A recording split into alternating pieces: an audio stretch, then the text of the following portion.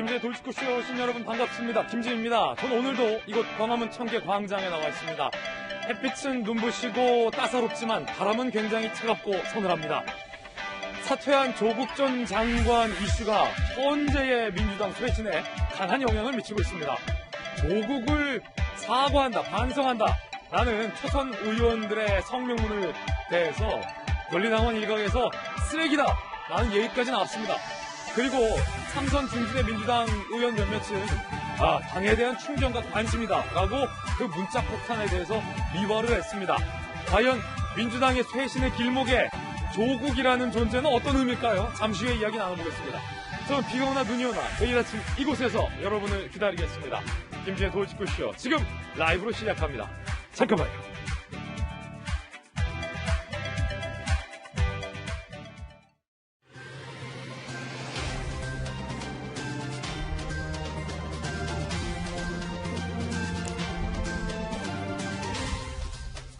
신문 읽어주는 남자입니다. 영화와 드라마의 블루칩인 서예지 씨가 학폭 논란에 학력 위조 논란에 남자 배우 조종설까지 휩싸였습니다. 잠시 후에 이야기 나눠보겠습니다. 오늘 조간신문 함께 하시죠. 먼저 동아일보입니다. 일본 정부가 원전 오염수를 바다에 방류하기로 결정하면서 논란이 커지고 있습니다.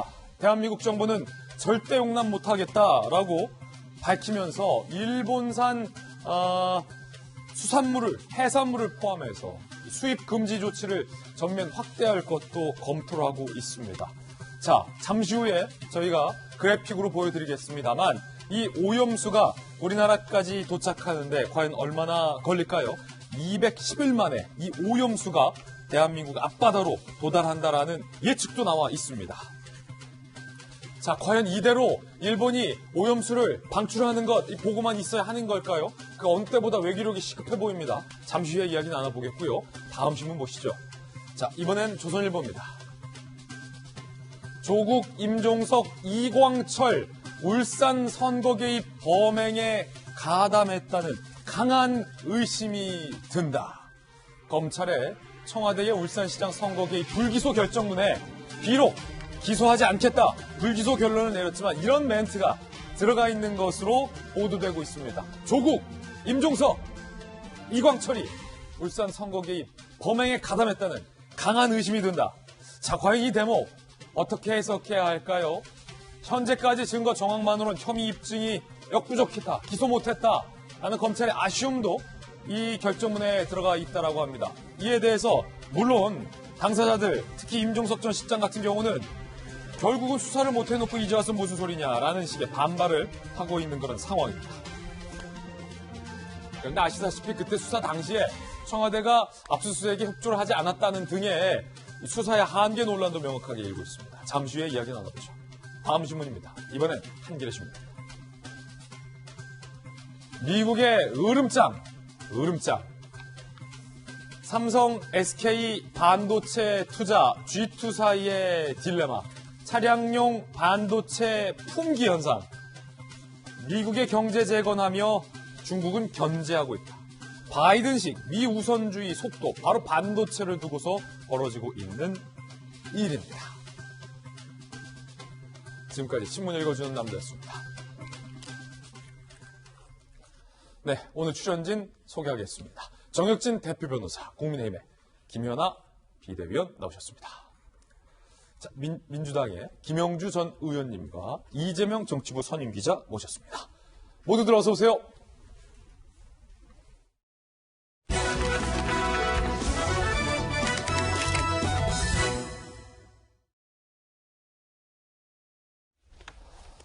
사퇴한 조국 전 장관의 존재감이랄까요? 영향력이랄까요? 민주당의 쇄신의 길을 가로막고 있다라는 조간신문들의 보도가 오늘도 나오고 있습니다. 특히 민주당의 원내대표 선거와 조국 전 장관의 상관관계는 과연 무엇일까요? 톱뉴스 주제부터 공개하겠습니다. 상관관계가 있을까 없을까요? 원내사령탑. 저희들이 뽑은 제목은 조국이 가른다. 물음표라고 썼습니다. 자, 어떤 존재감? 왜 도대체 한참 전에 사퇴한 법무부 장관의 이름이 도대체 재보선 선거를 참패한 민주당의 쇄신의 길목에서 여지없이 등장하는 걸까요? 원내대표 2명의 라이벌, 한 분은 친문계, 한 분은 비문계로 꼽히고 있습니다. 두 후보자의 이야기 들어보시죠. 우리 당이 대단히 힘든 어려운 과정을 겪기도 했다. 그 원인이 됐다라고 하는 것을 부인할 수 없습니다. 그러나 그 사건에 대해서는 저희는 지난해 총선을 통해서 충분히 국민들의 평가와 심판을 받았다. 이렇게 생각을 합니다. 문재인 정부가 기치로 세웠던 공정에 대한 문제에 대해서는 국민들과 우리 당원들에게 큰 영향을 준 게 사실입니다. 우리 정부에 대해서 의심을 갖게 했던 측면이 있고 조국 사태 자체를 논하는 것이 마치 금기를 넘는 것처럼 하는 이런 당의 문화는 옳지 않다. 초선 의원들을 중심으로 조국 사태를 반성한다라는 성명문이 나왔지만 저희들이 잠시 살펴보겠지만 강한 권리당원들의 비판이 쏟아졌습니다. 쓰레기 성명서라는 얘기도 나오고 있습니다. 그 가운데 원내대표 도전장을 내민 친문 의원으로 분류되는 윤호중 의원은 조국 사태라는 단어도 방금 들은 발언에서는 언급하지 못했습니다. 그 사태, 그 일. 자, 이재명 기자. 여당이 지금 지난 선거에서 참패했어요. 서울 지도가 온통 빨간색, 부산 지도도 온통 빨간색, 참패를 했는데 친문 윤호중 의원의 원내대표 도전 대목에서 조국 사태에 대해서 제대로 지금 언급조차 못하고 있는 거 아니냐라는 게 박원주 의원의 문제제기인 것 같아요. 그렇게 볼 수 있고 지금 윤호중 의원은 이미 지난 총선, 그러니까 2020년 지난해 총선에서 평가가 끝났다. 그 얘기는 이제 당시에 여당이 압승을 했기 때문에 그렇기 때문에 조국 사태에 대한 평가가 끝났다. 이렇게 지금 본인은 진단을 하고 있는 거죠. 그런데 거꾸로 만약에 박근혜 전 대통령 탄핵에 대한 평가가 2017 대선에서 끝났다라고 만약 국민의힘이 주장한다면 과연 민주당 거기에 동의할 것인지에 대한 이제 질문을 할 수 있는 거죠.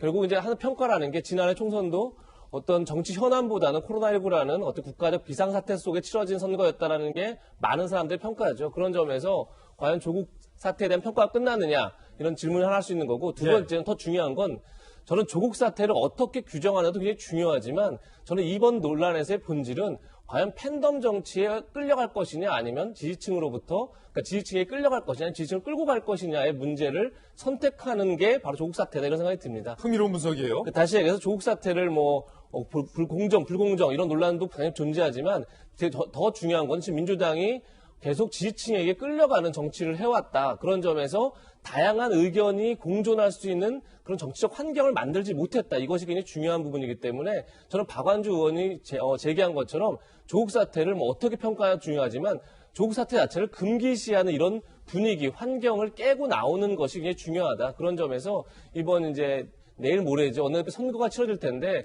이 선거에 앞서서 그런 분위기를 깨자 이런 노력들이 굉장히 필요한 게 아닌가 이런 생각이 듭니다. 그렇군요. 이재명 기자, 오랫동안 국회 반장을 했잖아요. 많은 정부들의 또 많은 여당과 야당을 다 취재해 보셨잖아요.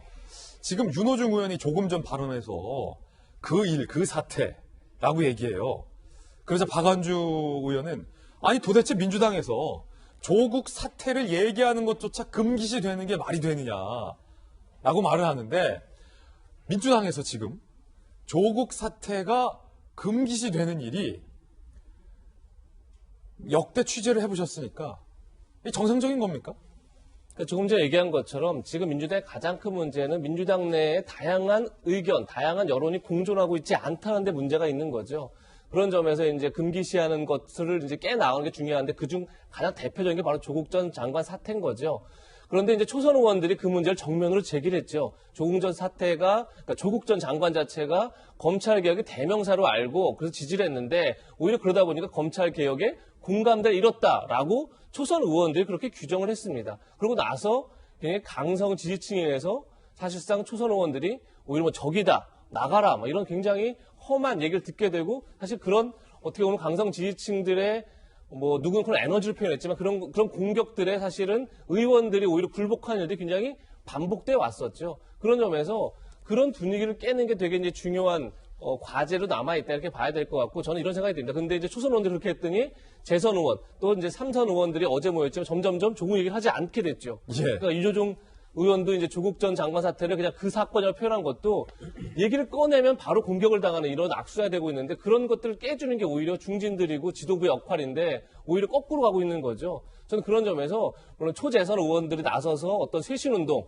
정풍운동을 하는 것도 중요하지만 그런 운동이 성공하는데 가장 중요한 건 그런 여건을 중진들이나 지도부가 만들어줄 수 있느냐 거기에 달려있다. 그래서 과연 이제 지금 원내 지도부가 앞으로 구성이 되면 그 지도부가 해야 할 일이 바로 그런 게 아닌가 싶습니다. 자, 물론 민주당 내에서도 이 쇄신을 두고 이견이 나오고 있습니다. 특히 조응천, 박용진 의원 같은 민주당의 소신파 의원들을 중심으로 자, 친문이 다시 키를 잡는 것이 과연 쇄신이냐 하는 강한 불만의 목소리도 그 안에서 제기돼 왔습니다. 윤호중 의원, 법사위원장 역할을 했었던 분인데요. 지난 총선 과정에서 윤호중 의원의 이런 표현이 논란이 되기도 했었죠. 들어보시죠.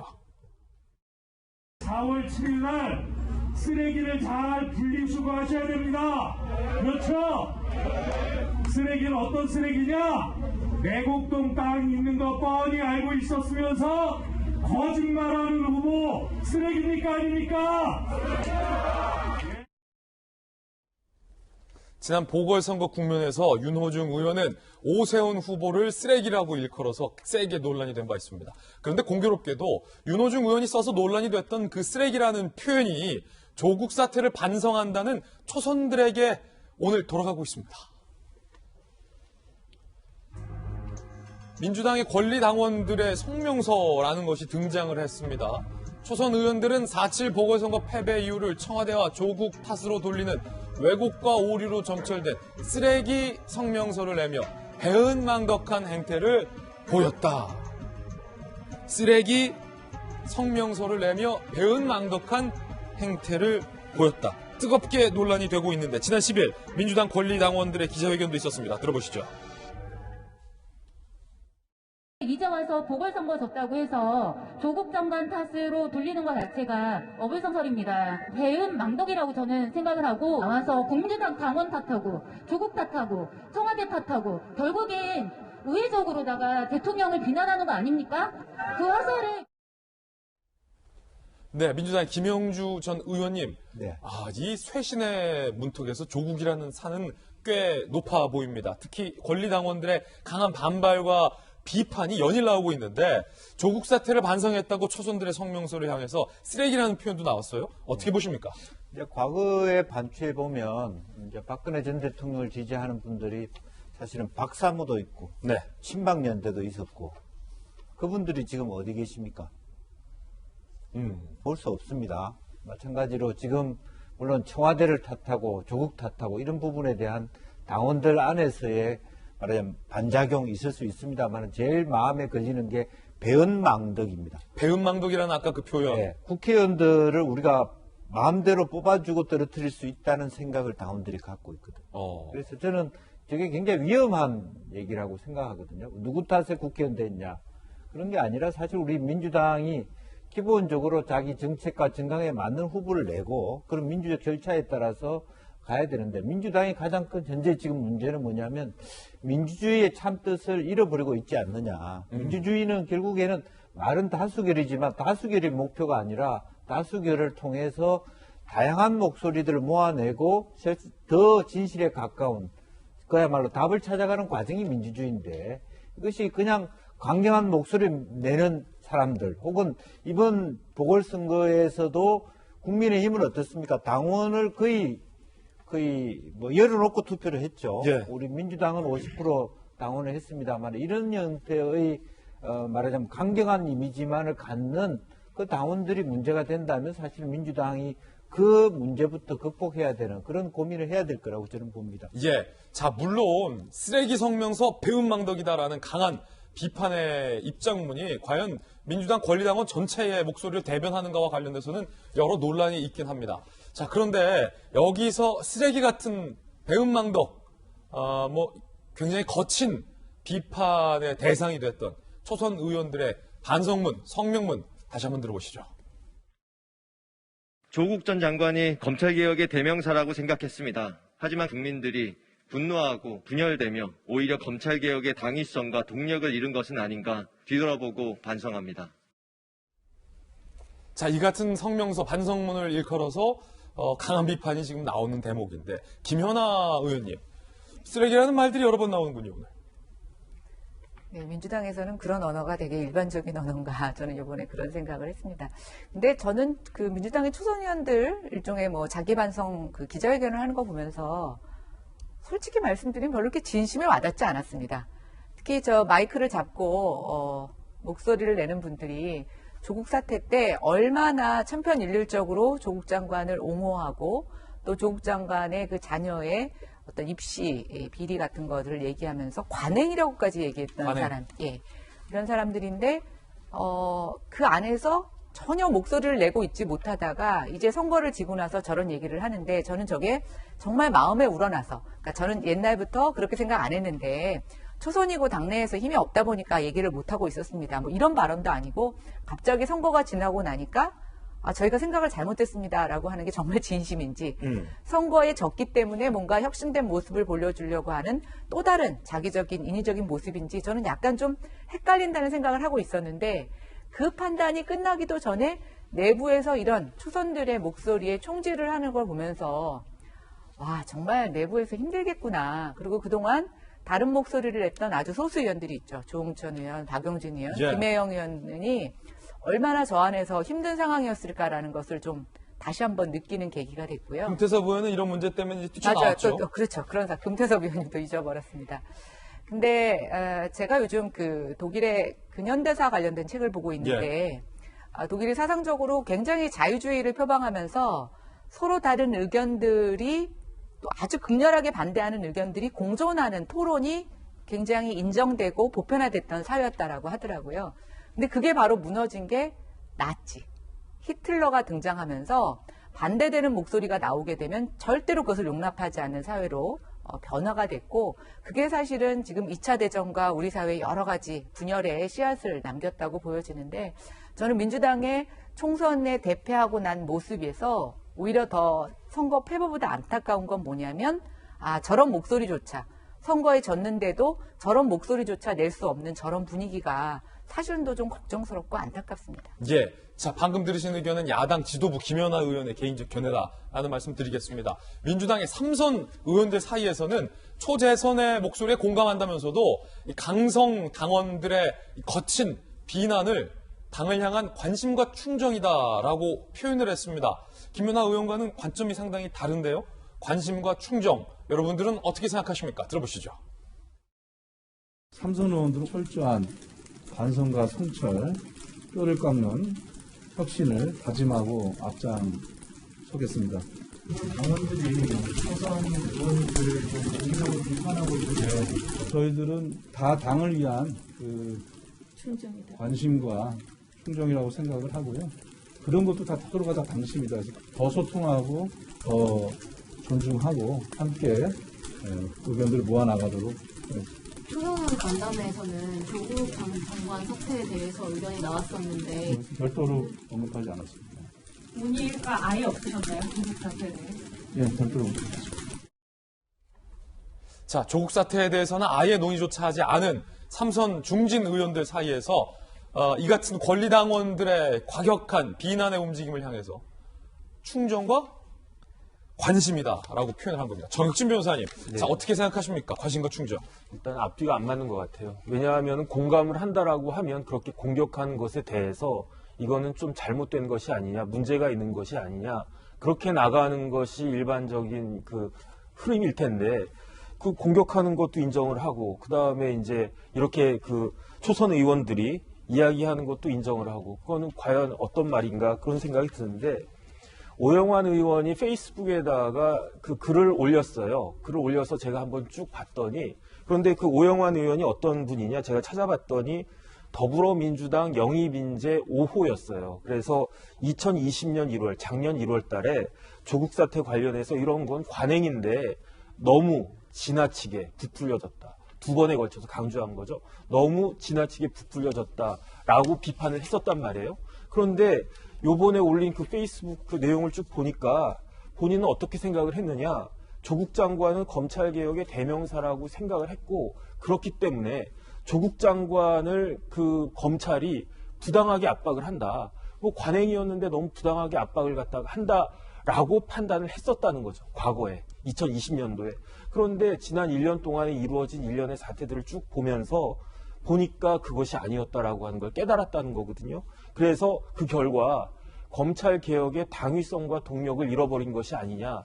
그 다음에 그 페이스북의 결론은 뭐냐면은 우리는 반성해야 된다. 남의 탓을 하면 안 되고 언론 탓, 야당 탓, 젊은이 탓 하면 안 되고 우리가 잘못했다라고 하는 것을 인정을 해야 된다. 그것이 요번 재보궐선거에서 드러난 민심이다라고 결론을 맺었는데 저도 굉장히 공감을 갖다 했거든요. 그런데 이런 그 글에 대해서 이런 반성에 대해서 공격하는 것도 충정이다라고 이야기하는 것은 앞뒤가 안 맞는 것 같고 스탠스를 좀 명확하게 하는 것이 더 보탬이 되지 않을까. 저는 그런 생각을 했습니다. 앞서서 이 기자가 이 배은망덕, 쓰레기 이런 표현들이 굉장히 좋지 않다라고 혹독한 평가를 내놓으셨는데 자, 그럼 이 질문 드리겠습니다.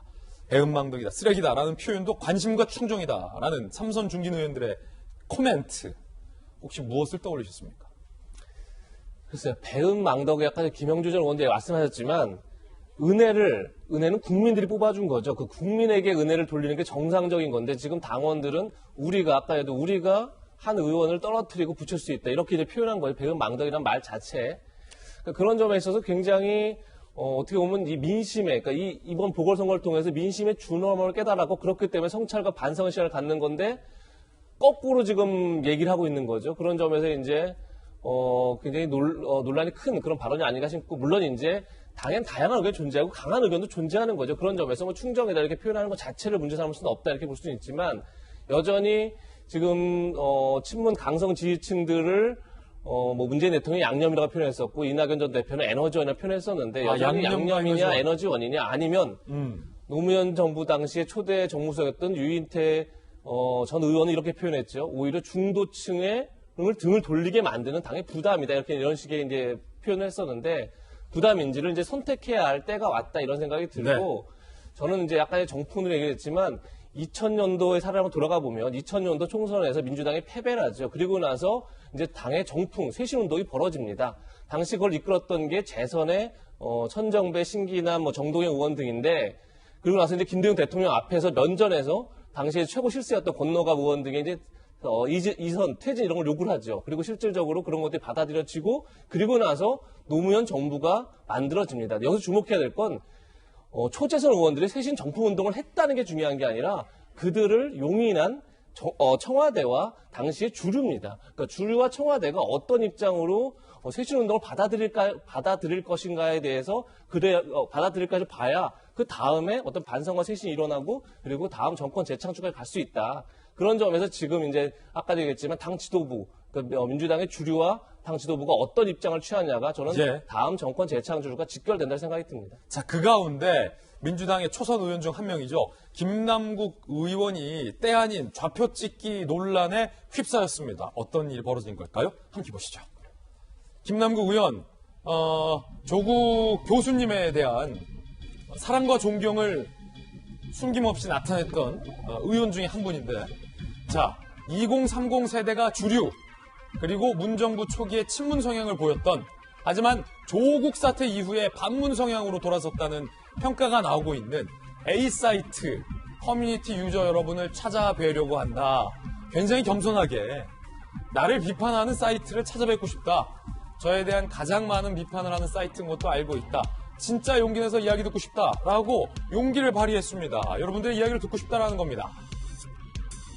그런데 이 글을 게시하고 10여 분 만에 친문 커뮤니티 딴지일보 게시판에 A사이트에 가입해서 지원을 요청하는 글을 올려서 논란이 되고 있습니다. 여러 커뮤니티 소통 창구 함께하겠다. A사이트에 다들 빨리 가입해달라. 필수다. 라고 지원을 요청합니다. 그러자 그 A사이트 게시판이 이걸 알아내요. 대놓고 여론조작 하겠다는 건 아니냐. A사이트 운영진은 김남국 의원을 포함해서 신규 가입을 막고 공식 입장을 게시합니다. 여론몰이를 위해 특정 인터넷 게시글 링크 복사후 퍼뜨리는 좌표 찍기를 소위 하지 마시길 바란다. 라고 김남국 의원에게 일침을 가합니다. 김연아 의원님, 잠시 김 의원 해명도 보겠습니다만 일단 우리가 내로남불 논란이 이번 선거 내내 뜨거운 화두였는데 겸손하게 나에 대한 비판 듣겠다, 여러분들의 말을 듣고 싶겠다, 가입하겠다라고 해놓고 10분 만에 친문 성향의 게시판에 가서 이러이러하니까 다들 가입해달라라고 하는 행위가 어떻게 보이십니까? 저는 김남국 의원이 이제 조국 퀴즈라는 별명을 붙일 만큼 조국 장관에 대해서 우호적이고 굉장히 또 칭송을 하던 초선 의원이었는데요. 그래도 이제 나이가 굉장히 젊으시죠. 그리고 또 나름대로 변호사로서 개혁적인 일에도 많이 참여했던 것으로 알고 있는데 저걸 보면서 되게 방식이 구태다. 또 정말 옛날 방식이다 이런 생각이 들었어요. 지금 이제 SNS상에서 좌표찍기라는 얘기를 합니다. 뭐 저런 사이트뿐만 아니라 동네 카톡방에도 누군가가 어떤 의견을 올리고 거기에 막 집단적으로 들어와서 댓글을 달거나 해서 위의 내용들을 다 엎어버리거나 또 기류를 바꾸는 것들을 많이 하는데요. 지금 요번에 이제 선거가 대패를 하면서 민주당이 아마 가장 충격을 받은 것은 20대의 어떤 마음이 떠난 것. 굉장히 충격적이었을 거라고 생각해요. 특히 초선 의원으로서 본인이 그걸 가장 뼈아프게 느꼈을 거라고 생각하는데 이게 반성의 자세와 그 회복의 저는 어떤 방식이 좀 너무 옛날 방식이다. 근데 제가 이번에 느낀 건 민주당이 서울시장 선거를 하는데 선거 방식 자체도 저는 굉장히 옛날 방식이라고 생각을 했어요. 그래서 지금 이게 민주당이 좀 압도적인 지지와 또 국민의 여론에 힘입어서 그동안 많은 것들을 누리고 기득권화되면서 이게 점점 뒤로 퇴보한 게 아닌가라는 생각이 들고요. 저거 오늘 보니까 바로 그냥 젊은 친구들이 알아보고 지금 저거를 거절하는데 제가 어제 뉴스에 그 요즘 아이폰에서 떴다는 클럽하우스가 점점 그 구독자 수가 줄어든다고 하더라고요. 근데 그 이유가 뭐냐면 뭐 꼰대들이 들어와서 자꾸만 강연하는 형태로 얘기를 하다 보니까 듣기 싫어서 나간다는 거거든요. 세상이 정말 바뀌었습니다. 저는 4.7 보궐선거는 세상이 바뀌었고 살아가는 방식이 바뀌어야 된다라는 것을 국민이 정치권에게 알려준 저는 준엄한 심판의 날이면서 분기점이라고 생각하는데 정치권은 정말 세상이 얼마나 바뀌었는지 아직 모르는 것 같다. 특히 지금 김남국 의원이 보여준 그런 사례는 그거의 대표적인 사례가 아닌가 싶습니다. 김남국 의원이 결국 사과를 했고 해명을 했습니다. 그런데 그 사과 글조차 삭제당했습니다. 망신입니다. A사이트에 사과글을 올렸죠. 화력 지원이라든가 좌표찍기 요청한 것은 절대 아니었다. 괜한 오해 일으킨 것 같다. 정말 죄송하다라는 사과글을 올렸지만 사과글 8천여 건 비추천을 받은 뒤 운영진에 의해 그 사과조차 삭제당하는 일이 벌어졌습니다. 낯뜨거운 일을 국회의원이 당한 건데 김형주 의원님 본인이 본인을 비판하는 사이트에 겸손히 여론을 듣겠다라는 것까지 상당히 좋았는데 본인만 가셔서 이야기를 들으시면 되지 왜 난데없이 친문 사이트에 저 사이트에 가입해달라라는 독려글을 왜 올립니까 도대체? 걱정입니다. 그러니까 실제로 제가 생각하는 것은 지금 이번 재보궐선거에서 혹은 원내대표 선거의 쟁점이 조국 전 장관에 대해서 어떻게 생각하느냐의 정도 수준도 사실 굉장히 잘못된 부분이고 그 자체가 방향이 잘못된 겁니다. 사실은 중소한층과 서민을 표방하는 정당으로서 지난 총선 이후에 1년 동안 우리가 무엇을 했는가, 문재인 정부 5년 동안 우리가 무엇을 했는가에 대한 철저한 반성, 청년의 문제면 청년의 어떤 실업의 문제에 우리가 얼마나 연구하고 집중해 왔는가 이런 반성이 있어야죠. 근데 이미 3선 이상의 의원들조차도 자기가 이미 기득권화 돼 있다라고 하는 정말 이 코로나 전국에서 서민들이 어렵게 사는지를 잘 보살피지 못했다는 반성 아무것도 없다는 거죠. 그것이 조국이 어떠냐 아니냐가 일반 서민들한테 또 뭔 상관입니까? 이 자체로서가 아직도 정신을 못 차리고 있다. 저는 그렇게 생각이 되고 특히 김남국 같은 국회의원 또 장경태 같은 국회의원 사실은 젊은 국회의원일수록 정부와 여당이 잘못 갈 때 정말 스스로가 반기를 들어야 돼요. 우리가 노무현 전 대통령에 대해서 그야말로 기억에 남는 한 장면이 뭡니까? 안 됩니다라고 이렇게 분열이 일었었던 그 모습 아닙니까? 사실은. 그래서 결과적으로 그 일이 다 끝나고 난 다음에 했을 걸 그런 것들은 반성이 아닙니다. 지금 스스로 자기가 얼마나 자기도 모르게 기득권화되어 있는가, 민주당이 표방했던 그야말로 중산층과 서민의 정당에서 얼마나 벗어나 있는가, 정말 진지하게 영세민들의 생각에서 법을 내고 있는가, 이런 철저한 반성 없는 그러나 혁신, 말로만 하는 혁신 개혁 이것은 아니고 김남국 의원처럼 그 안에서 또 여론전을 하겠다라고 하는 정말 낡은 방식의 구태연한 그런 초선들 정말 다시 한번 해초리를 맞을 각오를 해야 된다고 생각합니다. 예. 자, 민주당 김영주 전 의원의 견해였습니다. 이번엔 야권입니다. 김종인 전 비대위원장이 당 바깥에서 당을 향해 쓴소리를 계속하고 있습니다. 이번엔 아사리판이라는 표현이 나왔습니다. 아사리판. 윤석열, 국민의힘에 안 갈 것 같다. 아사리판에 가서 무슨 이득이 있다고 입당하겠나. 금태섭이 말한 새로운 정당으로 가는 상황이 전개될지도 모르겠다. 라고 쓴소리를 가했습니다. 선거 승리에 붕 떠있는 국민의힘. 쇄신 위해선 초선 당대표 고려할 만하다. 예전에 토니 블레어나 데이비드 캐머런 영국 총리 같은 모델이 국민의힘에 필요하다. 차라리 초선이 당대표라. 쓴소리를 날렸습니다. 안철수의 지원 유세는 자기용보다. 명색이 선대위원장인데 국민의힘 당점 한 번도 안 입었다. 오 시장 지원 유세하는 건 좋은데 부산과 경기도 가는 건 내년 대선 위한 자기 홍보다. 라고 냉혹하게 평가를 했습니다. 아사리판. 김연아 비대위원님, 지금 소속돼 있는 그 당을 향해서 전직 위원장께서는 아사리판. 이 무슨 의미가 담겨 있는 겁니까? 저는 요즘 위원장님이 밖에서 인터뷰를 하시는 거 보면서 내부에 계실 때 굉장히 많이 힘드셨구나. 또 굉장히 많이 참으셨구나. 이런 생각이 들었어요.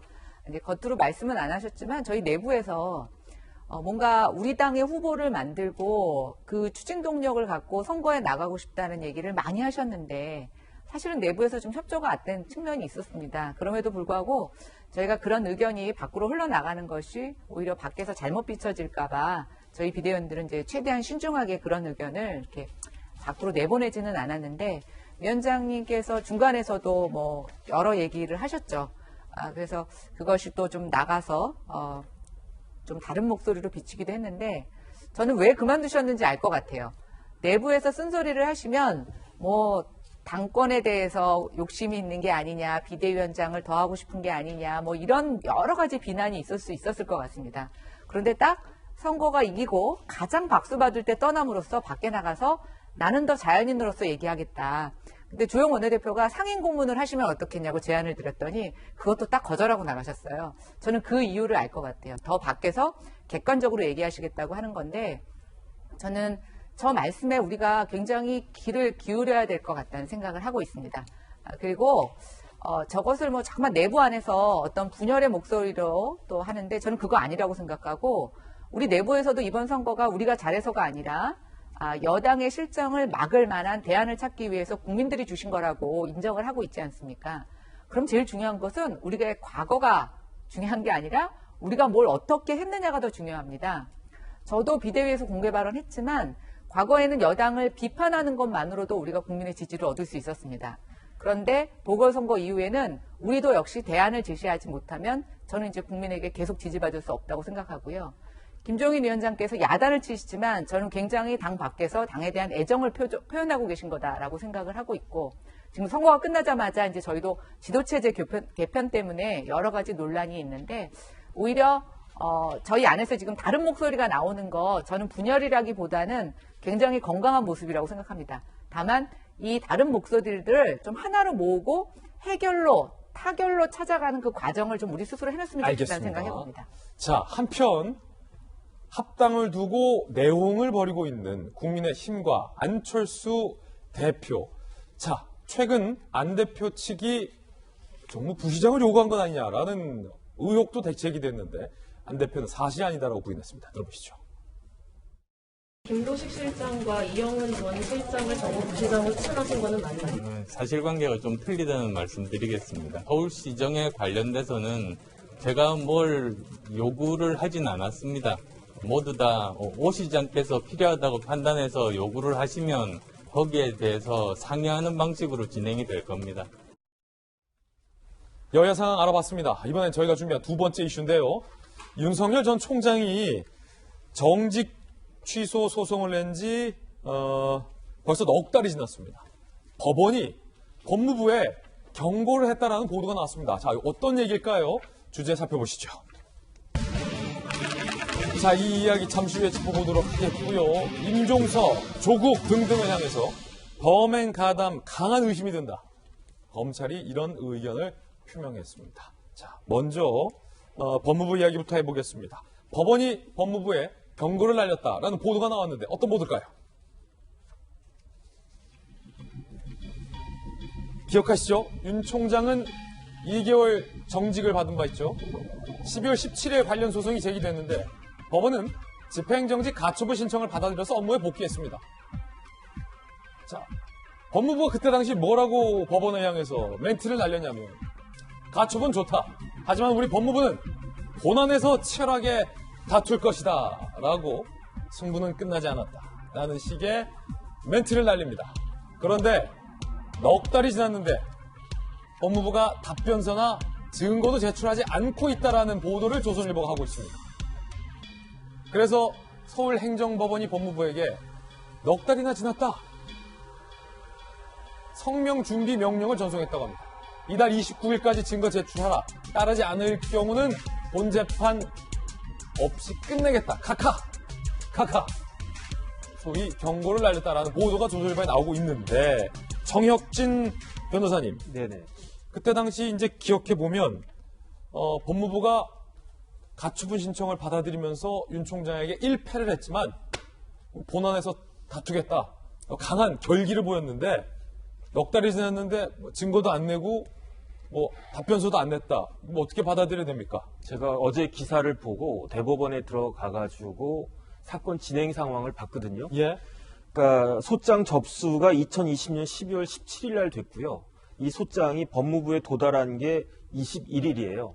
그러면은 일반적으로 원래 국가를 당사자로 하는 소송에 관한 법률이 따로 있어가지고 국가가 피고가 됐을 때 이러이러하게 잘 소송을 해라. 국가니까 국가에 불리한 일이 있으면 안 되니까 그런 법까지 있단 말이에요.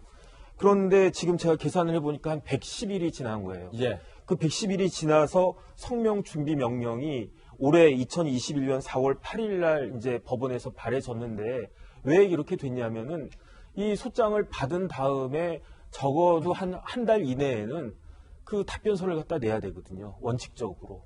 그 다음에 그 답변서를 내기는커녕 제가 확인을 해봤더니 소송 대리인을 선임하지도 않고 법무부니까 법무관들도 있고 검사들도 있고 하니까 소송 수행자를 지정을 해야 되는데 소송 수행자도 지정하지 않고. 그게 어떤 의미예요? 그러니까 지금 소송을 방기하고 있다는 이야기죠. 본인들이 한 소송 아닙니까? 그러니까요. 그러니까 이게 오죽하면 법원에서 이런 식으로 성명 준비 명령까지 냈느냐. 그 재판이라고 하는 것은 피고가 아무런 대응을 하지 않으면 원고 승소로 끝나는 것이 거의 90% 이상이거든요. 이렇게 할 거면 도대체 왜 윤석열 총장에 대해서 징계를 갖다가 했는가. 더군다나 더 중요한 건 뭐냐면은 정직이 불과 2개월밖에 안 됐기 때문에 빨리 소송을 진행해가지고 윤 총장 관련해가지고 그 판단을 빨리 받았어야 되고 그렇게 하겠다라고 그 법무부에서 장관이 그렇게까지 이야기를 했었던 것으로 기억을 하거든요. 그런데 아무런 소송 진행을 준비도 하지 않았다라고 하는 것은 납득이 안 가고 그러다 보니까 지금 검찰총장이 중간에 사퇴하지 않았습니까? 그러면 이 소송은 실질적으로 하나마나한 소송이 되어버린 거죠. 그러니까 이거는 그 국가가 법무부가 굉장히 소송 진행을 잘못했다 이렇게밖에 볼 수가 없습니다. 당시에 추미애 법무부 장관은 윤 총장의 징계는 매우 중요한 문제다라며 강조를 한 바 있습니다. 당시 이야기 들어보시죠. 감찰 결과 확인된 검찰총장의 비위 혐의가 매우 심각하고 중대하여 금일 불가피하게 검찰총장에 대한 징계를 청구하고 검찰총장에 대한 직무 집행정지 명령을 하게 되었습니다. 정혁진 변호사님, 아니 이해가 안 되는데 지금 추미애 당시 장관은 윤 총장은 잘못됐다, 잘못했다, 징계가 필요하다라는 강한 확신의 발언을 재차하고 있어요.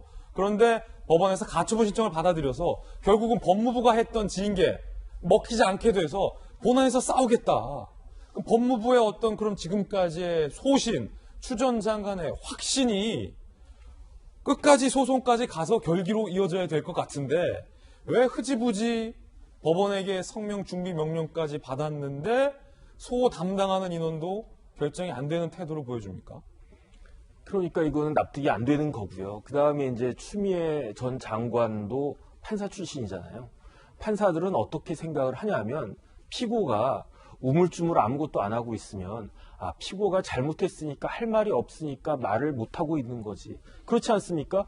내가 억울한 일을 당했는데 누가 나한테 소송을 걸어오거나 싸움을 걸어오면 당장 거기에 대해서 막 반발을 갖다 하면서 나 억울하다, 이거는 원고가 잘못된 것이다, 원고가 잘못 판단한 것이다, 그렇게 바득바득 주장을 하는 것인데, 그렇지 않고 가만히 있다라고 하는 것은 사실은 재판부에도 그렇게 좋지 않은 그 심증을 주는 그런 게 되는 거고, 그 다음에 다른 게 아니고 국가를 당사자로 한 소송에 관한 법률이 있다고 제가 말씀을 드렸잖아요. 그 법에 따라 가지고 일정한 그 기간을 딱딱딱 지키지 않으면, 그러면 소송 수행자나 법무관들이 일을 처리하는 것을 잘못하는 것처럼 그렇게 비춰지기 때문에, 제가 하는 국가소송 관련해 가지고는 이런 식으로 소송 진행하는 것을 저는 본 적이 없거든요. 이거는 굉장히 이례적인 것이고, 이 담당자나 담당해야 되는 사람은 사실은 일 처리를 잘못하고 있는 것입니다. 아니, 그러면 김영주 의원님, 조선일보는 이 뉴스 보도하면서 법무부가 문개기를 했다. 그리고 그 기사에 보면 결국 윤 총장 징계 소송은 정말로 검찰총장의 비위 혐의가 중대하여 국가가 검찰총장을 향해서 제기할 수밖에 없었던 이례적이지만 아픈 소송이 아니라 윤석열 찍어내기의 성격에 불과했던 것 아니냐. 라는 비판이 나오고 있는데 어떻게 보십니까? 윤석열 찍어내기의 문제도 논란이 되지만 가장 가슴 아픈 것은 어쨌든 법무부 장관, 추미애 장관의 요청에 의해서 대통령이 사인을 했다는 거예요. 실제로 문제가 있다고. 그러면 대통령께서 사인한 사항까지의 과정이 있었다면 뭔가 이렇게 입증할 만한 자료를 가지고 사인을 했어야 되잖아요. 그런데 지금 현재 진행 과정으로 보면 아무런 물증을 법무부가 제출하지 못했다라고 하는 거죠. 또 심지어는 뭐 급하게 추미애 장관이 뭐 기자회견까지 해서 아주 그냥 그 윤석열 전 총장이 심대한 뭐 불법 사찰의 주 요인이고 그런 것을 통해서 중대한 아주 심각한 법 위반자인 것처럼 얘기했다는 데 대한 어떤 근거도 없이 얘기했다는 것밖에 안 되잖아요. 이건 지금 아무런 증명할 자료를 못 낸다는 것은, 그런 증명한 자료 내용 없는 것을 가지고 대통령까지 사인했다는 것은 이게 무슨 우리나라의 과연 공권력이 어떤 기본적인 합리적인 어떤 근거나 매뉴얼이나 뭐 그러면 민정수석이나 내부 정무수석들은 도대체 뭐 했냐 하는 거예요. 그게 가장 큰 가슴 아픈 부분 아닙니까? 그래서 지금 뭐 증명 자료가 있다 없다가 아니라 이미 아무 근거 없이 그야말로 뭐 이렇게 몰아내기 하는 식의 일밖에 안 했다. 거기에 대해서 청와대도 거기에 대해서 아무런 문제 체크도 안 했다. 얼마나 정말 심각한 문제입니다. 이거야말로 정말 심각한 문제라고 생각합니다. 네, 김영주 의원님의 견해였습니다. 법무부 해명도 있습니다. 반박도 있습니다. 법무부는 뭐라고 얘기하고 있을까요? 그거 통상적 문구다. 통상적 문구로 재판 진행의 한 과정이다. 우리 적극 대응합니다. 라는 입장. 부장판사 A씨는 하지만 다른 의견을 조선일보에 냈습니다. 적극 대응하겠다. 통상적 재판 진행의 과정. 법무부의 입장에 대해서. 국가기관이 재판부로부터 이런 명령 받은 건 이례적이다. 정혁진 변호사와 같은 견해죠. 패소 가능성 때문에 법무부가 시간 끌게 하는 것으로 보인다라는 부장판사 A씨의 개인 의견을 조선일보에 쓰고 있는데, 이재명 기자, 자, 법무부가 그래도 국가인데 이렇게 나오는군요. 뭐 우리 적극 대응하겠다. 그러면 이제 앞으로 법무부가 자료도 제출하고 적극 대응할지, 그 소송을 국가가 이길지 여부를 좀 봐야겠군요. 봐야겠죠. 만약에 적극적으로 대응하지 않는다면 정말 이 징계 청구에 대한 봉황성이 끝나고 나서 진짜 징계의 시간이 오겠다, 이런 생각이 듭니다. 왜냐하면 이제 추미애 장관이 윤석열 전 총장에 대해서 징계 청구한 게 6가지입니다. 그 중에 법무부 징계위원회가 사실 2가지를 뺍니다. 감찰에 불응했다. 이것도 징계 사유가 안 된다. 그리고 언론사주 만남도 부적절했다. 이것도 징계 사유가 안 된다. 뺍니다. 4가지가 남았습니다. 그리고 가처분 신청을 담당했던 재판부가 다시 2가지는 혐의가 없다고 합니다. 그게 뭐냐면, 하나가 정치적 중립 위반이다. 또 근거가 없다. 그 정치적 중립 위반의 근거가 바로 윤석열 총장이 국회에 나와서 정치를 하지 않겠다고 말한 게 정치적 중립 위반이라고 했던 겁니다.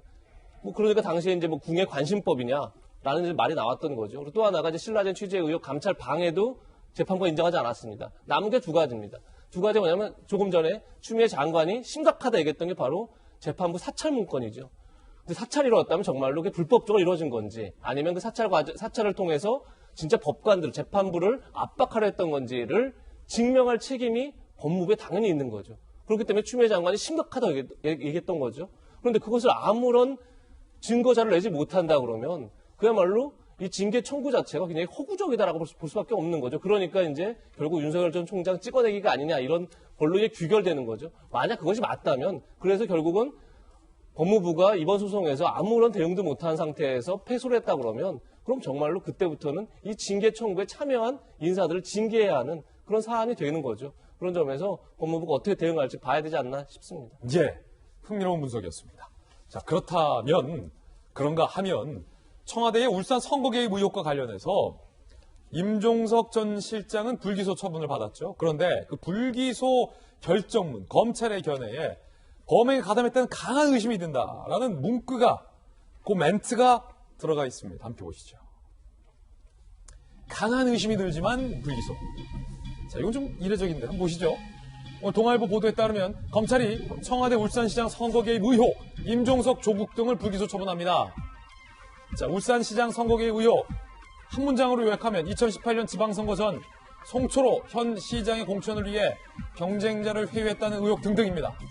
검찰의 불기소 결정문 2017년 10월 11일 송초로 시장이 청와대에서 임종석을 만났고 그 직후 같은 달 24일 임동호 측에 불출마하면 원하는 자리를 챙겨줄 수 있다. 뜻 전달한 사실이 인정된다. 송병기 업무 수첩에 임동호를 움직일 카드가 있다고 조국 수석이 얘기함이 기재돼 있다. 피의자들이 순차 의사 전달을 통해 범행에 가담했다는 강한 의심이 드는 것은 사실이지만 그 뒤가 중요합니다. 현재까지의 증거만으로는 혐의 입증이 부족하다. 정혁진 변호사님. 네. 불기소 결정문이 좀 구구절절하다라는 느낌도 드는데 네. 구구절절 강한 의심이 들고 누구를 만났고 수첩에 나와 있고 이런 증거도 있는데 증거가 부족하다. 아니 그 증거를 찾아내서 기소하는 게 검찰의 역할 아닙니까? 기소 못했으면 깔끔하게 증거 없다 이러면 될 것이지 뭐 이렇게 구구절절합니까? 강한 의심이 들어요. 검찰이 수사를 제대로 했는지 또는 검찰이 저렇게 무능력한 건지. 왜냐하면 저런 불기소장 저는 한 번도 본 적이 없어요. 예. 검찰이 강한 의심이 든다라고 생각이 되면 그 의심이 해소될 때까지, 의심이 해소되는 것은 둘 중에 하나거든요. 혐의를 밝혀내든지 내가 굉장히 의심을 의심을 했지만 잘 파왔더니 이거는 내 착각이었고 내 오해였어. 그러니까 혐의가 없든지. 왜냐하면 검찰이 하는 것은 그러한 의심을 없애서 기소라든지 불기소라든지 하는 것인데 어정쩡하게 이렇게 불기소를 하면서 저 사람이 뭔가 문제가 있는 것 같다라고 하는 그런 내용을 써놓으면 그러면은 도대체 임 실장은 어떡하란 말입니까? 예. 웃기는 거거든요. 그래서 더군다나 이제 제가 봤을 때는 굉장히 중요한 증거가 있어요. 그 증거가 뭐냐면은 업무 수첩이거든요. 수첩 지난번에 박근혜 전 대통령 관련된 사건에서 여러 가지 수첩들이 굉장히 중요한 역할을 했고 그것은 아주 결정적인 증거가 될 수도 있는데 그 전 부시장 송병기 씨의 그 수첩에 뭐 이러이러한 그 움직일 카드가 있다. 그 다음에 누가 이런 이야기를 했다. 그렇게 이야기를 한 거고 거기에 대해서 검찰에서 불기소 결정문에 어떤 이야기를 갖다가 했냐면은 피의자들이 순차적으로 의사결정을 통해 가지고 범행에 가담한 것 같다. 이렇게 생각을 했으면 그 부분을 밝혀내야 되는데 왜 저렇게 덮었는가. 저는 그 생각이 들고요. 한 가지 사족이지만 말씀을 드리면 예. 검찰의 결정은 법원의 판결문처럼 기판력은 없어요. 그렇기 때문에 언제든지 다시 재수사가 될 수도 있기 때문에 저런 걸 쓴 것일까? 아하. 대표적인 사건이 김학의 사건 아니겠습니까? 예. 그런데 어찌됐든지 간에 저는 제 생각은 저런 검찰의 태도는 마땅하지 않다는 생각이 들고 지금 가타부타간의 결정을 정확하게 내리는 것이 필요하지 않았나 싶습니다. 정혁진 변호사의 의견이었습니다. 자, 이번에는 오늘의 핫2 준비했습니다. 오늘 가장 핫한 사건들, 핫한 인물 두 분을 선정해 봤습니다. 함께 보시죠. 오늘의 핫2. 핫1은 김호준, 핫2는 서예지. 드라마와 영화, 광고의 블루칩 여배우 서예지 배우의 조종설, 남배우 조종설 논란, 학교 폭력 논란, 그리고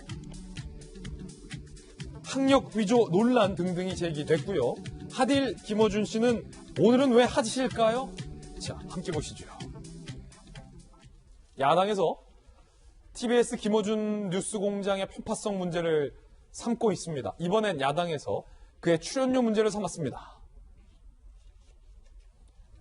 야당에 따르면 TBS의 회당 출연료 200만 원 논란, 김호준 씨의 출연료 확인을 요청했다고 합니다. 윤한홍 의원실이 TBS에 자료를 요청한 거죠. 그런데 TBS는 당사자의 동의 없이 공개할 수 없다라고 공개를 거부했습니다. 김호준 씨, 주진우 씨, 이은미 씨 등 외부 진행자들에게 회당 수십만 원에서 100만 원 이상 출연료를 지급해 왔다라는 논란인데 서면 계약을 하지 않고 구두 계약만 했다라는 논란이 불거졌습니다. 만약에 야당의 주장대로 김호준 씨에게 회당, 저 매일 하는 방송인데 하루에 200만 원씩 출연료를 지급했다면 TBS 제작비 규정의 2배다라고 야당은 문제 삼고 있습니다. 지자체가 출연한 기관 명문 규정 따르지 않고는 예산 집행하지 못하도록 돼 있다. TBS의 탈법적 출연료 지급 행태 조사가 필요하다라고 밝혔는데 야당의 김연아 비대위원님, 자 일단 황보승희 의원의 지난해 10월 문제제기 이야기 듣고서 질문 드리겠습니다. 들어보시죠. 하루 프로그램 출연료가 200만 원이라는 소문이 있습니다. 확인하기 위해서 자료 요청을 했는데 김호준 씨가 동의하지 않아서 자료 제출을 할 수 없다고 합니다. 3배에서 4배나 많은 보수를 받고 있고요. 이거 서울 시민의 세금입니다. 200만 원이라고 가정하면 일주일이면 1,000만 원이고 1년이면 5억이나 되는 돈인데. 자, 야당의 김연아 비대위원님, 지금 뭐 출연료 일일 하루에 200만 원이다. 뭐 이거 어떻게 된 겁니까, 야당의 주장? 저도 굉장히 놀랐습니다. 그리고 우리 김어준 씨보다 훨씬 진행을 잘하는 우리 김진 앵커는 일회 출연료가 얼마인지 갑자기 궁금해졌습니다. 제 출연료는 국가 기밀에 해당하므로 밝힐 수 없습니다. 글쎄요, 요즘 정말 자영업자들 어렵고 학생들 아르바이트도 힘든데 물론 정당한 그 근거를 갖고 저렇게 지급을 했다면 그것 어쩔 수 없지만 좀 그럼에도 불구하고 많은 국민들이 좀 상대적 박탈감 이런 것들 느낄 것 같은데 만약에 저게 사실이고 정확한 근거도 없이 또 TBS의 내부 규정을 무시하고 지급한 거라고 하면 저는 저것은 굉장히 중대한 범죄라고 생각이 됩니다. 그리고 TBS 같은 경우에는 운영비의 상당 부분을 서울시의 세금으로 운영을 하고 있는데요. 또 거기에다가 저 방송이 아주 객관적으로 국민들의 삶에 도움이 되는 내용을 전했다라면 모르지만 그렇지 못하다라는 비난도 일고 있는 상태에서 저는 이 문제 그냥 넘어갈 문제는 아니라고 생각하고요. 일단 저 야당의 문제 제기한 저 금액이 사실인지 아닌지 TBS는 답변을 해야 될 것 같고 두 번째, 만약에 저게 사실이라면 아니면 특정 어떤 지급의 금액이 있었다면 그것을 지급하게 된 산정 요인, 근거 반드시 공개해야 된다고 생각합니다. 일반 민간회사도 아니고 TBS는 충분히 저거를 저는 공개해야 되는 의무가 있다고 생각합니다. 자, 그러니까 야당이 200만 원이다라고 주장하는 거에 대한 근거도 현재 마땅치 않고 그에 대한 사실 여부를 TBS에게 요청한 상태인데 TBS가 공개를 거부하고 있는 거군요. 자, TBS가 개인의 동의가 필요하다라는 이유로 출연료 문제, 이게 계약을 했는지 아니면은 관행 규정을 넘어선 건지 아닌지에 대해서 일체 비공개로 하고 있다는 것 또한 지금 논란일 것 같은데 이 기자, 이 부분은 어떻게 보세요? 그렇죠. 지금까지 확인도 부인도 하지 않고 있는 그런 상황인데 전 이 논란의 핵심은 김어준 씨의 동의 없이는 공개할 수 없다는 것까지는 동의할 수 있을 것 같습니다. 중요한 건 그런데 계약서부터 없다는 게 저는 오히려 심각하다는 생각이 드는데 언젠가는 누군가는 반드시 검증하고 확인할 수는 있어야죠. 그런데 다른 방송도 아닌 TBS가 서울 시민의 세금으로 운영비 70% 이상을 충당하고 있는 TBS가 계약서조차 없이 만약에 회당 출연료가 200만 원이 맞다면 그러면 연봉이면 수억이 되는 억 단위가 되는 건데 억 단위의 돈을 아무런 계약도 없이 계약서도 없이 지급했다? 그게 맞다면 그건 굉장히 심각한 문제인 거죠. 그래서 저는 뭐 동의 없이 공개할 수 없다는 것까지는 인정할 수 있으나 반드시 계약서로 남겨서 언젠가는 누군가는 반드시 검증하고 확인할 수 있게 하는 게 전 TBS가 당연히 해야 할 일이다 생각이 듭니다. TBS 측의 향후 입장이 나오면 또 그때 돼서 이야기 나눠보겠고요. 핫2는 바로 요즘 뭐 광고계의 블루칩 서예지 씨가 이런 의혹들이 제기가 됐습니다. 자, 서예지 씨와 애정 관계에 있었다라는 얘기가 나오고 있는 남자 배우 김정현을 서예지 씨가 조종했다.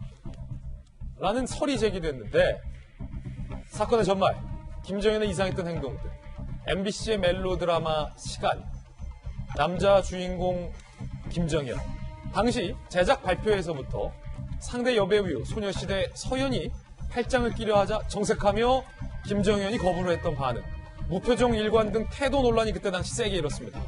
촬영장에서 여배우와의 스킨십 장면, 애정 행각 장면들을 모두 남자 배우가 거부하고 초유의 방영 도중 남배우가 하차하는 일이 있었습니다. 알고 보니 연인 관계에 있었던 여배우 서예지 씨 때문이다 라는 의혹을 디스패치가 제기했습니다.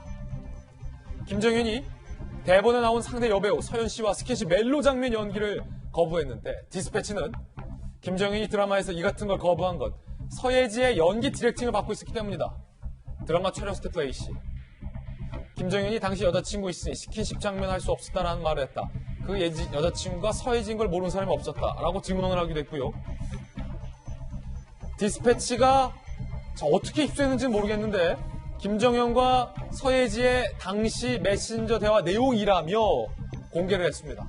그때 서예지 씨가 김딱딱 씨 스킨십 다 빼시고요 라고 하니까 그럼요 감독한테 다시 한번 로맨스 안 된다고 못 박았어요. 크크 알았어 행동 딱딱하게 잘하고 부부 대본 나왔는데 전면적으로 수정해야 할 것 같아서요. 수정 잘하고. 자 디스패치의 이 같은 보도 때문에 서예지가 김정현 남배우를 조종했다라는 설이 제기됐어요. 자 김정현이 너만 만질 수 있어 내 손은 딱딱하게 해 뭐든 잘 바꾸고 스킨십 노노. 그럼요 김딱딱 로맨스 없게 스킨십 없게 잘 바꿔서 하기.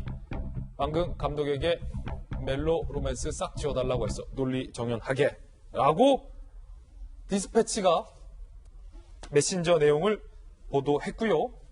자 과연 이 메신저 내용대로 김정현 씨가 했을까요?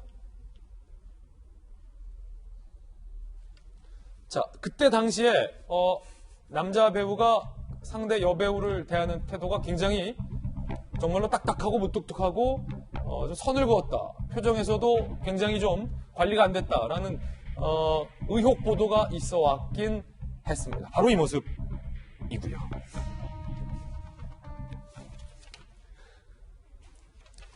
자 이재명 기자 이게 사실은 굉장히 좀 사실일까 싶을 정도로 좀 놀라운데 일단은 서예지 씨는 요즘 굉장히 핫한 배우인데 뭐 여배우와 남배우가 연인 관계에 있을 수는 있고 사실은 뭐 나의 연인 관계에 있는 남자친구가 다른 또 어여쁜 여배우와 어떤 애정 연기를 하는 것 자체가 싫을 수는 있는데 그래서 뭐 약간 투정 부릴 수도 있잖아요. 일반 연인들 사이처럼. 아이 자기야 너무 진하게 하지 마.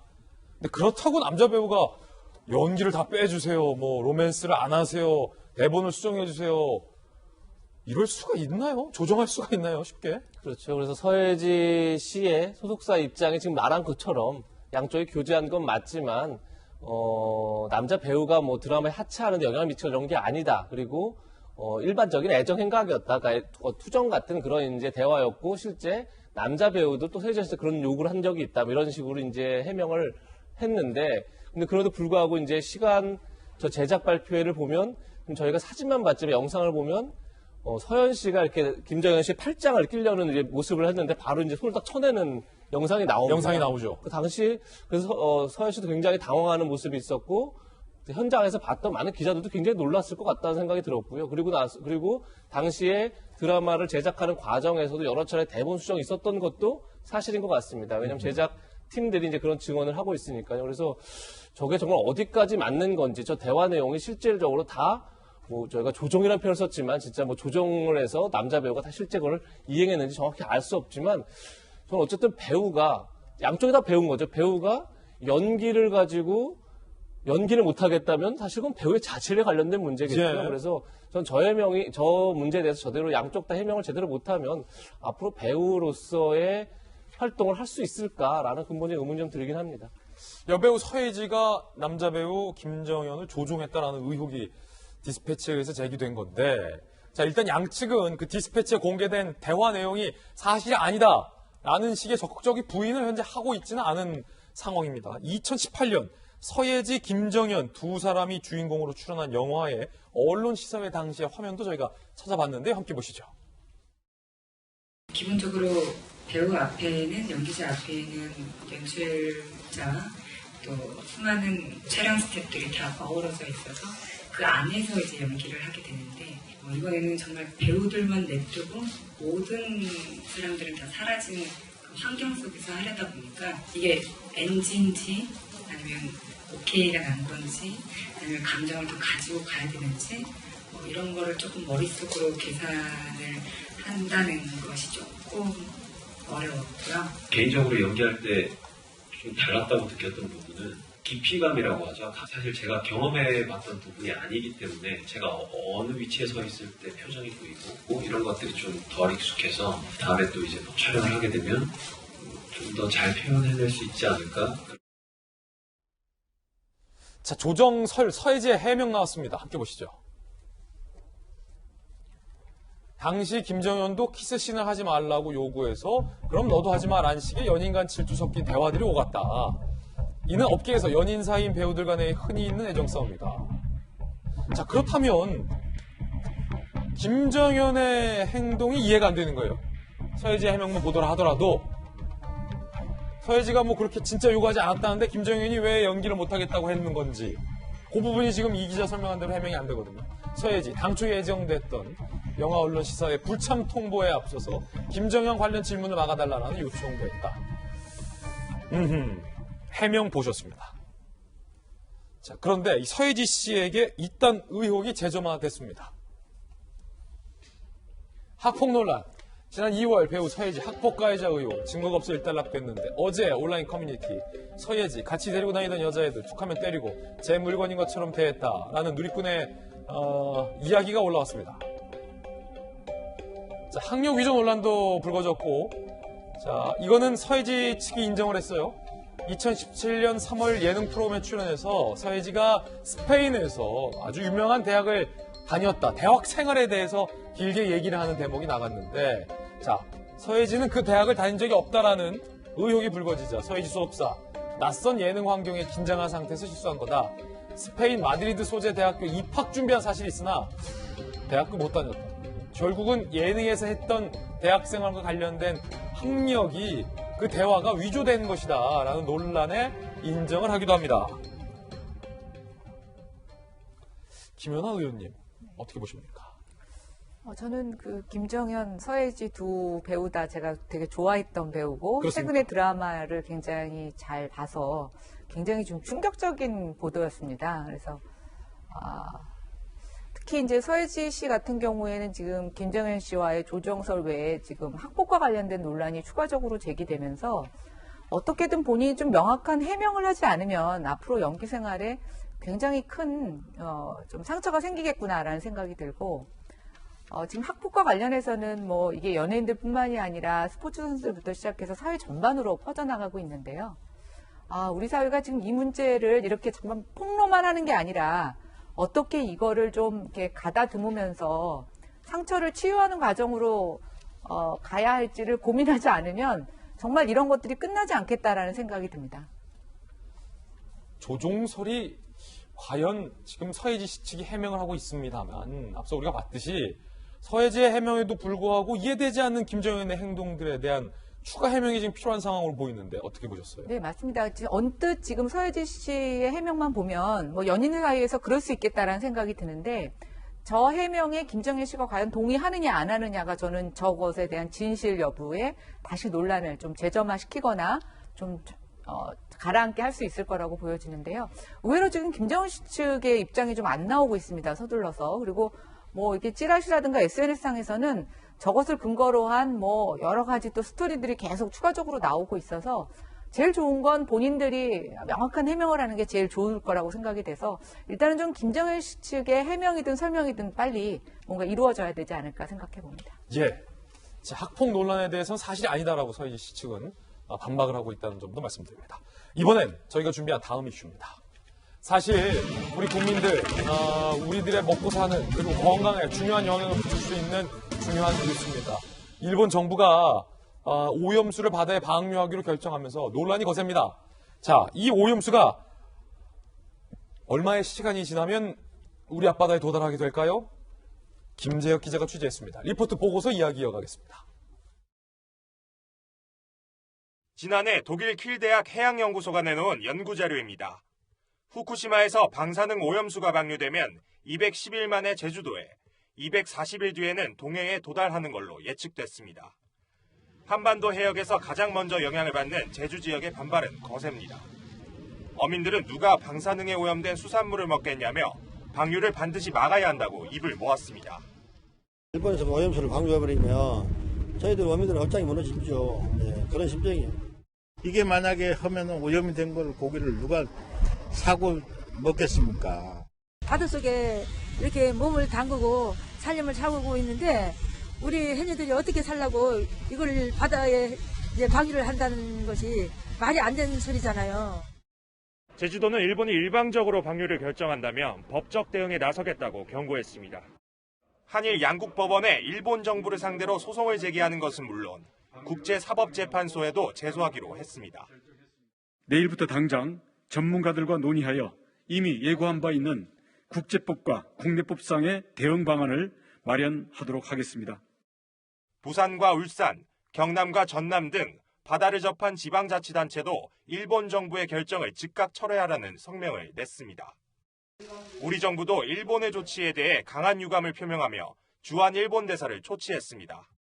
또 후쿠시마 인근 8개 현으로 국한된 일본산 수산물 수입 금지 조치를 다른 지역으로 확대한 방안도 검토하기로 했습니다. 채널A 뉴스 김재혁입니다. 일본 정부가 이 방사능 오염수를 바다에 배출하기로 결정하면서 지금 제주 어민들을 포함해서 사실 대한민국 국민들의 걱정과 염려가 높아지고 있습니다. 일본 정부가 후쿠시마 제1원전 오염수를 바다에 방류하기로 결정한 거예요. 결국에 삼중수소를 바닷물로 희석해서 2년 후부터 3, 40년간 나눠서 방류하겠다는 건데 아수다로 일본 부총리는 오염수를 마셔도 별일 없다라고 주장을 합니다. 중국이나 한국의 원전이 바다에 방출하는 것보다 이하다 농도가 라고 주장을 합니다. 그런데 조금 전 김재혁 리포트에서는 210일 만에 제주 앞바다에 온다라고 전망을 했고 자, 아무리 보수적으로 잡아도 4, 5년이면 한국 근해에 다 돈다. 반대로 돌아간다 하더라도 라는 전망도 나왔습니다. 어떻게든 온다는 거예요. 이 오염수가. 방사성 물질, 삼중수소 오염된 수산물, 장기간 섭취 시 내부 피폭이 우려되고 있고 유전자 변형, 생식기능 저하 등의 가능성까지 거론되고 있는 그런 상황입니다. 전문가들을 인터뷰했습니다. 서균열 서울대 원자핵공학과 교수의 이야기 들어보시죠. 우리 몸 안에 들어가면은 조직을 뚫고 궁극적으로 DNA라는 쇠사슬 끈을 건들게 되는 거죠. 그러면 세포가 변형해가지고 증식을 해요. 그럼 이게 나중에 백내장이다, 백혈병이다, 혈액암이다. 이렇게 당장 내일은 아닐 겁니다. 근데 10년, 20년, 30년 있다가. 자, 국제문제 전문가 김용주 의원님. 네. 일본 정부가 이렇게 결정하기로 하고 오염수를 희석해서 버리기로 결정하면 그냥 눈 뜨고 볼 수밖에 없는 겁니까? 실제로 지금 현재 미국이나 IAEA 같은 국제원자력기구에서도 이 문제에 대해서 불법이라고 얘기하고 있지 않습니다. 그래요? 그래서 아마 이 결정조차도 이미 저희들은 일본이 미국과 이미 이 문제에 대해서 논의를 끝내고 발표한 거 아닌가 하는 강한 의심을 갖고 있거든요. 미일 간에는? 네. 이제 그렇기 때문에 사실 우리로서는 중국과 한국이 굉장히 강하게 말하자면 반발을 하고 있습니다. 그렇죠. 국제법상의 소송을 해서 이긴다는 보장이 없습니다. 어허. 다만 어쨌든 일본 안에서도 상당히 이 문제를 강하게 문제제기를 하고 있는 게 사실이기 때문에 그와 같은 어떤 시민사회의 국제 연대를 통해서 이 문제를 해결해야 될 것이다라는 생각이 들고요. 어쨌든 국내에서는 아까 제주도민 인터뷰도 있었습니다만은 이것이 미칠 어떤 소위 트리튬이라고 하는 삼중수소가 아까 인터뷰에 나왔다시피 뭐 생식력의 저하라든지 뭐 바람 효과 이런 것까지 심각하게 미친다고 하면 바로 일본과 뭐 이웃하고 있는 우리 입장에서 심각한 피해가 아닐 수 없기 때문에 최소한의 이런 부분에 있어서 일본이 한국과 말하자면 정보를 완전하게 개방하고 공유하기를 1차적으로 바라고 우리 정부도 지금 일본 대사를 불러다가 문제 제기를 하고 있지 않습니까? 이제 이런 부분에 대해서 다시 한번 큰 틀에서 미국에 대하여서도 일본의 이 문제에 대해서 다시 한번 심각하게 따져볼 것을 우리가 국제적 외교를 좀 다각화할 필요가 있다 그렇게 생각이 듭니다. 그렇군요. 아니 정혁진 변호사님 이게 비단 뭐 한국 중국만 피해가 예상되는 게 아니에요. 네. 태평양을 돌아서 미국과 캐나다 쪽까지 영향을 미칠 수가 있는 거고 자, 이 전 걱정이 우리 부모들이 먹는 것도 걱정이 합니다만 우리 아이들이 자라나는 아이들이 동해에서 잡힌 물고기, 제주에서 잡힌 물고기, 남해에서 잡힌 물고기, 서해에서 잡힌 물고기 10년, 20년, 30년, 40년 먹으면서 자랄 텐데 일본이 약속한 대로 정말로 잘 희석해서 문제없게 방류해 주기를 그냥 순전히 믿고 바라는 것밖에 기대할 수가 없다는 거잖아요. 혹여 잘못돼서 삼중수소 농도가 잘못 방류되거나 누적되어 온 삼중수소 이 오염된 물을 우리 아이들이 10년, 20년, 30년 먹고 자라서 서균열 교수 얘기했던 것처럼 DNA에 이상이라도 생기면 그때 가서 이 책임 어떻게 질 겁니까? 그래서 사실은 이 문제가 어제 오늘의 문제가 아니고 저희 사무실 변호사가 작년 10월인가 11월인가 그 원희룡 지사가 이런 관련된 그 심포지움 같은 것들을 했었어요. 그래가지고 그때 이제 나름대로 검토를 갖다가 하기도 했었는데 이게 뭐가 있냐면 유엔 해양 협약이 있거든요. 어떤 협약의 내용에는 해양 환경 오염 방지 관련된 규정이 있고요.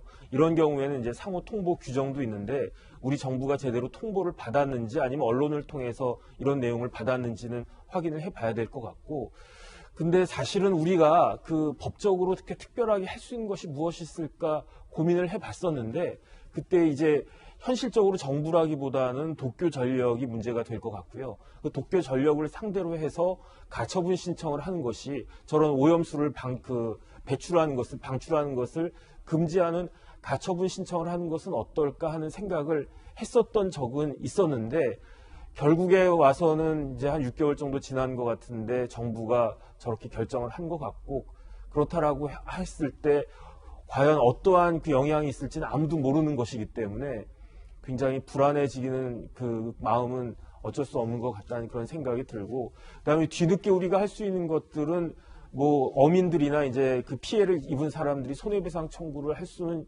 있지 않을까 싶긴 한데 그건 너무 그 뒤늦은 사후적인 문제가 될 것이기 때문에 그 조금 더 고민을 해봐야 될 것 같긴 한데 여러 가지 쉽지는 않겠다 그 생각은 듭니다. 자, 일단 일본이 방류를 하기 시작하면은 되돌릴 수가 없기 때문에 방류하기 전에 무언가 조치를 취해야 될 텐데 자, 정부의 이에 대한 조치가 상당히 좀 궁금해지는 대목입니다.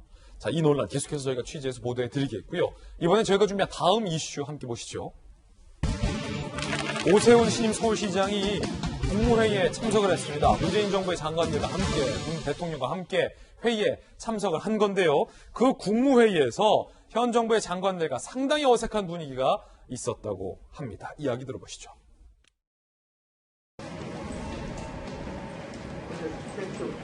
옛날에 10년 전에 지금 때는 청와대 주무관을 왔다 갔다. 그것도 했겠네요. 네. 청와대 안에서. 네, 왔다 갔다 하면서 장소를 바꿔야 되는데 지금은 온라인으로 이렇게 두 군데서 하니까 세 군데는 대표정식까지. 세종시까지 또 있고. 예.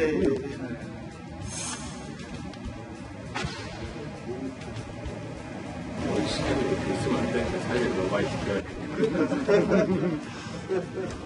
무난하시니까 그때는 이번에 들어와서 국무회의 참석률이 70%가 되더라고요. 원순 시장님은 16%밖에 안 되고. 다 참석하신 거 아니에요? 우리 하고 싶은 얘기 있을 때만 참석해요. 저는 범생이라 맨날 와서 의견도 없는데 안 돼요. 장관들과 문정부의 장관들과 오 시장이 국무회의에서 설전을 벌였습니다. 자, 오세훈의 방역 방법을 두고 이견을 주고받은 겁니다. 영업 제한 완화하는 대신 간이 진단 키트 도입해달라라고 오 시장은 계속 강조하고 있는데 권덕철 보건복지부 장관 그 정확한 담보 못한다. 정확도가 전문가 협의가 필요하다라고 유보적인 입장. 전해철 행안부 장관은 그 지자체 아이디어 낼 때 중대본과 협의해달라. 방역 혼선이 초래된다며 비판적인 의견을 서로 주고받은 상황입니다. 이재명 기자, 국무회의에서 상당히 좀 기류가 어색했습니까? 어땠습니까? 뭐 어색했다기보다는 이제 오세훈 시장의 등장은 어떻게 보면 제가 오세훈 효과 이렇게 제목을 달았지만 매기 효과 같은 게 있는 거죠. 그러니까 국무회의가 실질적으로 중요 정책을 심의하는 기관인데 사실상 국무회의가 실제 거기서 다양한 토론이 이루어지는데 사실 실제 그렇지 않죠. 저도 이제 국무회의 풀취재 같은 거 들어가 보면 물론 이제 앞에 모두 발언만 볼 수 있지만 기자들은 어떤 토론이 치열하게 벌어지기보다는 각 부가 이제 발전하고 나면 그야말로 이제 특별한 토론 없이 넘어가는 경우가 대부분에 있습니다. 그런 점에서 어떻게 보면 이제 국무회의가 제대로 기능하지 못한다는 게 많은데 아무래도 오세훈 시장이 당도 다르고 정책에 대한 관점도 다르고 특히나 이제 어제 제기했던 거는 자가 진단 키트를 활성화하는 문제 그리고 이제 공시가 문제 굉장히 어떻게 보면 지금 방역과 관련된 것 그리고 부동산 문제와 관련된 거기 때문에 굉장히 민감하고 국민들이 관심이 많은 문제죠. 이제 그런 문제가 제기되면 자연스럽게 토론이 이루어지겠죠. 그러니까 국무회의가 굉장히 저는 활성화되는 효과가 있다, 기본적으로. 그런 점에서, 굉장히 뭐 어떻게 보면, 정부 입장에서도, 정부가 정책을 추진하는 입장에서도 반대 의견도 들을 수 있고 어떤 정책에 관련된 여러 가지 토론이 가능하기 때문에 저는 긍정적이지 않을까 이런 생각이 듭니다. 자, 그런가 하면 민주당의 신현영 의원이 오 시장의 방역 조치를 민주당 의원인데 환영하는 입장을 냈습니다. 자, 의료진 출신의 신현영 의원. 그동안 여러 루트로 꾸준히 상생 소통의 방역 지침을 만들어야 한다 그 얘기를 했는데 민주당에서는 활용되지 못한 정책이 국민의힘당에서 채택된 거다. 오세훈 시장님 상생 방역 잘하십시오라고 내 주장과 동일하다 잘해달라라는 격려의 메시지를 민주당의 의원이지만 내기도 했습니다. 자, 그런가 하면 영국에서의 한 장면을 저희가 한번 준비했습니다. 저희로서는 매우 부럽기만 한 장면입니다. 함께 보시죠. 2, 1. Ladies and gentlemen, take your seats. Have your first drinks. Please come down. 술집 직원이 카운트다운을 외치고 입장을 허락하자 사람들이 기뻐합니다. 쇼핑 거리에도 발 디딜 틈이 없이 사람들이 줄을 잇는데 꼭 코로나 발생 이전의 모습으로 돌아간 것 같습니다. 영국이 현지시가 12일부로 강도 높은 봉쇄령을 석 달 만에 풀었습니다. 체육관, 술집, 놀이공원, 미용실 등 마음껏 찾은 겁니다. 일상 복귀 첫날인데도 야외 술집 예약 5천 건에 달했고 보리스 존슨 영국 총리도 머리를 다듬었습니다. 깔끔하죠? 영국은 면역력을 지닌 국민 비율이 73.4%에 달한다. 와, 부럽습니다. 집단 면역이 이런 거죠. 73.4%는 면역력을 지녀야죠. 오는 6월에는 봉쇄 전면 해제와 7월까지 전 국민 1차 접종 완료가 목표라고 합니다. 김연아 의원님, 언젠가 우리 대한민국도 저렇게 될 수 있겠죠? 글쎄요, 빨리 왔으면 좋겠습니다. 근데 저는 어제 영국의 저 사진을 보면서 아마 기억하실지 모르겠지만 영국 런던이 코로나 때문에 굉장히 봉쇄가 심하고 정말 아무도 들어가지 못하고 나가지 못했던 기사가 우리가 굉장히 많이 접했었는데 많은 제 주변의 분들이 그러시더라고요. 아니 언제 저렇게 했어? 언제 저렇게 백신 맞고 저렇게 회복이 됐지? 라고 얘기를 하시더라고요. 결국은 백신이었네요, 백신. 그런 것 같아요. 그런데 지금 저 국내 상황을 보니까 저희도 백신에 대한 기대감 때문에 그동안 여러 가지 방역 조치를 했지만 사실 사람들이 많이 느슨해져 있었습니다. 그리고 지금 어제 오늘 확진자 수가 굉장히 늘어나고 있는데 그럼에도 불구하고 아마 과거였으면 굉장히 큰 동요가 일어났을 텐데 국민들 마음에는 곧 백신을 맞을 수 있다라는 기대감 때문에 지금 다 이렇게 참고 있는데 최근에 백신의 수급이 여의치 않다는 기사를 보면서 또 한편에서는 저렇게 집단 면역을 굉장히 신속하게 이루는 국가를 보면서 저는 걱정이 더 앞서고 굉장히 또 두려움도 들고 있습니다. 오세훈 시장의 어떤 그런 서울시 방역이 나온 그 계기를 보면 여러분들도 많이 느끼시겠지만 우리 정부는 이 코로나를 빨리 극복할 수 있을 거라고 굉장히 국민들에게 긍정적인 신호를 줬습니다. 그게 버틸 수 있는 힘은 됐지만 지금 이러한 상황에서 백신을 확보 안 되고 다른 선진국들은 집단 면역을 정도 이루면서 오히려 그런 긍정적인 신호뿐만이 아니라 조금 더 오히려 길게 갈 수 있다라고 하는 정부의 양보 또는 좀 자기 고백 같은 것들을 통해서 우리가 이것을 어떻게 슬기롭게 헤쳐나갈 수 있는지에 대한 지혜를 모으는 게 필요한데 그동안 자영업자들의 희생만을 좀 담보로 했던 방역 저는 이제 더 이상 고집할 필요는 없다는 생각이 들고 오세훈 시장 안이 다 맞지는 않지만 정부도 좀 전향적인 검토 필요하다고 생각합니다. 자, 야당 비대위원회 견해였습니다. 저 모습을 보면서 국가의 역량이 얼마나 중요한가라는 것을 저는 깨달았습니다. 60초 광고 보고 오시겠습니다. 네, 오늘 저희들이 준비한 소식 모두 다 전해드렸습니다. 저희들은 내일 아침 9시 15분에 더욱더 풍성한 소식 들고 인사드리겠습니다. 오늘 하루는 분명 어제보다 나을 겁니다. 좋은 하루 되십시오. 고맙습니다.